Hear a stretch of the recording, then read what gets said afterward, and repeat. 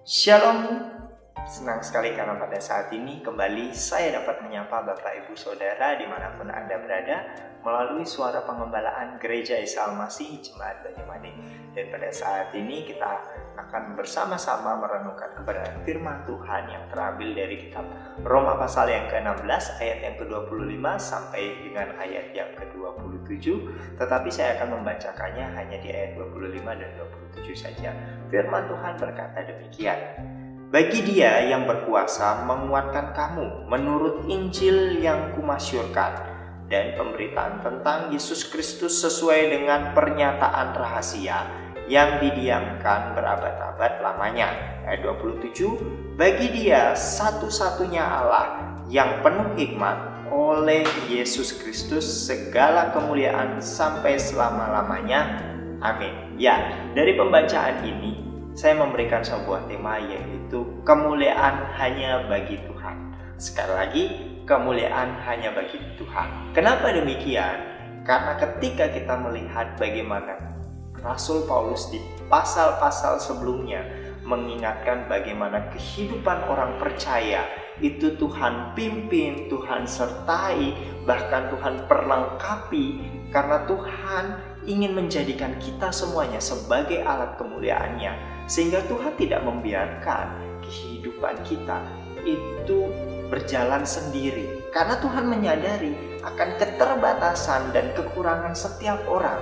Oleh sebab itu, Tuhan mau agar kita hidup mengandalkan Tuhan, dan Tuhan juga memberikan tugas kepada kita semuanya untuk akhirnya hidup yang kita jalani bukan fokus hanya untuk menyenangkan diri sendiri, bukan fokus untuk mengejar hal-hal duniawi, tetapi belajar untuk hidup ketika kita sudah ditebus, dibenarkan. Kita dituntut untuk hidup sesuai dengan kehendak Tuhan. Dan akhirnya ketika kita hidup sesuai dengan kehendak Tuhan, Tuhan mau bawa kita untuk naik level agar kita akhirnya hidup untuk memuliakan Tuhan. Jadi yang dulunya kita hidup di dalam dosa, kita dipanggil untuk hidup di dalam kebenarannya, dan dari hidup di dalam kebenarannya Tuhan membawa kita untuk semakin menjadi alat kemuliaan nama Tuhan. Akan tetapi yang menjadi persoalan, kehidupan kita diperhadapkan dengan berbagai macam persoalan, tantangan, sehingga apa yang kadang-kadang kita pikirkan ternyata itu belum tentu yang terjadi. Bahkan ada berbagai masalah yang harus kita alami, meskipun kita mungkin sudah berdoa kepada Tuhan, meskipun kita mungkin sudah bergumul kepada Tuhan, tetapi kenyataannya ada berbagai macam persoalan yang harus kita alami, dan mungkin persoalan itu membuat kita meneteskan air mata karena kita secara manusia tidak kuat dan tidak mampu. Tetapi tadi ada pertolongan Tuhan, ada hal-hal yang Tuhan kerjakan untuk akhirnya kita semakin bertumbuh di dalam pengenalan yang benar akan Tuhan. Yang mungkin dulunya kita menganggap Tuhan hanya sebagai sumber mujizat, tetapi kita akhirnya belajar dari pengalaman, ya memang Tuhan itu sumber mujizat, tetapi bukan hanya mujizatnya saja yang saya andalkan, tetapi kehidupan saya sungguh-sungguh belajar untuk melihat bahwa segala sesuatu yang Tuhan kerjakan adalah baik adanya.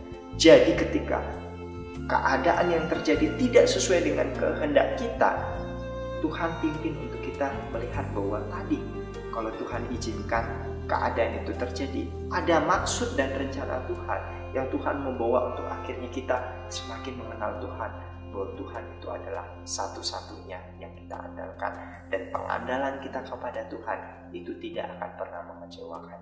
Makanya di pasal sebelumnya kita bisa melihat bagaimana Rasul Paulus mengingatkan jemaat untuk terus sungguh-sungguh hidup di dalam Tuhan. Dan ketika Tuhan memperlengkapi kita, memimpin kita sampai saat ini, artinya Tuhan membawa kita untuk semakin survive menghadapi setiap tantangan-tantangan yang ada. Dan ketika kita punya kemampuan, ketika kita punya segala yang kita inginkan, kita jangan sombong, tetapi kita kembalikan untuk kemuliaan nama Tuhan. Inilah yang menjadi akhir dari kitab Roma. Tuhan mau agar kita sungguh-sungguh hidup sesuai dengan kehendak Tuhan. Dan itulah yang diingatkan oleh Rasul Paulus kepada jemaat di Roma, termasuk kita semuanya, untuk ingat bahwa segala yang kita miliki semuanya dari Tuhan. Bukan kuat gagah kita, bukan karena kita punya kemampuan sehingga kita diberikan kesempatan untuk melayani, bukan karena kita punya kehebatan sehingga kita dipercayakan berbagai macam tanggung jawab, tetapi Tuhan mau bawa kita untuk ini hal yang Tuhan berikan, dan ketika saya kerjakan semuanya kembali untuk Tuhan, dan saya hanya sebagai alat yang Tuhan pakai untuk kemuliaan. Jadi bagaimana ketika kita melayani? Apakah kita melayani dengan pemahaman bahwa saya punya kemampuan ini sehingga saya bisa menyembuhkan diri, atau saya melayani semuanya karena Tuhan dan saya kembalikan kepada Tuhan, dan kemuliaan hanya untuk Tuhan dan kita hanya sebagai sarana untuk kemuliaan Tuhan. Kiranya ini menjadi berkat bagi kita semuanya dan mendorong kita untuk hidup bagi Tuhan saja. Yesus memberkati.